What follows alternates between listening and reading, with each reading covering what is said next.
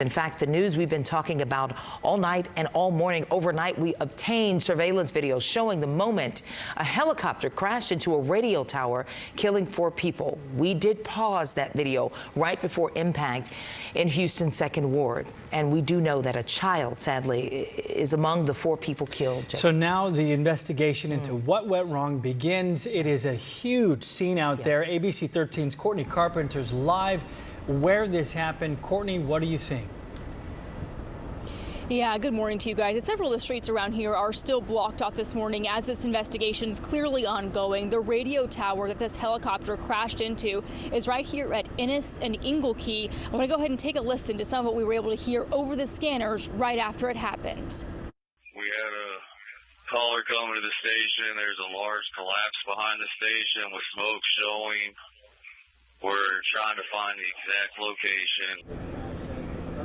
This crash happened right by Fire Station 17. They were the first ones on the scene, and this happened just before 8 o'clock last night. We're told 4 people were in the helicopter, including a child, and sadly, they all died in this crash. Officials say the helicopter took off from Ellington Field, that it was a private helicopter. We don't know where they were heading. Now, if you guys know this area, you know there are a lot of homes, businesses, restaurants all around here. Thankfully, the helicopter didn't hit anything else on the way down, and no one on the ground was hurt.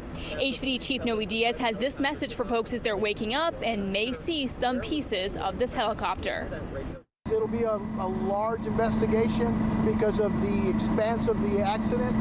So make sure that if you actually see something on the ground that you notify either fire or dial the police department so that we can make sure and come out and recover it. Clearly, there's still a lot of questions about what exactly led up to this. The FAA, NTSB, DPS, as well as our local HPD and HFD are all investigating this. While it will obviously take some time to get the conclusions of their whole investigation, we are expecting to learn more throughout the morning, and of course, we'll continue to keep you guys updated. Reporting live here in East Houston, Courtney Carpenter, ABC 13. Eyewitness News. All right. Thank you so much, Courtney. We all have so many questions about this. It was dark when it happened. It's still dark, but it's about to get light. More of the debris field we hope will be visible, and we'll be able to learn a little bit more. Right. So we do want to go up to SkyEye 13, Don Armstrong in SkyEye. And Don, as you are surveying this with video right now, these are live pictures. Don, so we know obviously you are in a helicopter daily. What kind of safety precautions are there around towers? Well, exactly, and that's the issue that we think is the problem here. I can tell you 14 years of flying in helicopters, and this tower has always worried me. There are a lot of towers around the Houston area. This one in particular always has, because many, many times the lighting on the tower, the obstruction lighting, the red flashing lights on this tower are out.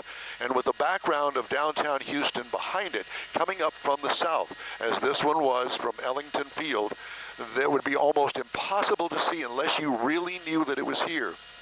Part of the pilot's check before he takes off is to see if there is any problems with towers around town. And this one apparently had reported that the lighting was out here back in the middle of October. And so we understand that just a few days ago it was reported that the lights were out. And so if there weren't any lights, it would be very difficult to see if you're not familiar with the tower being here. We're just to the east of downtown Houston. The helicopter, still the wreckage of it in the middle of the crumpled up tower, as you can see on the ground. Investigation will get underway at the beginning of daylight this morning. FAA is going to be here, as well as the National Transportation Safety Board. And of course, we'll bring you all the details as soon as we get them. Reporting live from Sky, Don Armstrong, ABC 13 Eyewitness News. Wow, Don, good information for us. Thank you so much, and stay safe out there.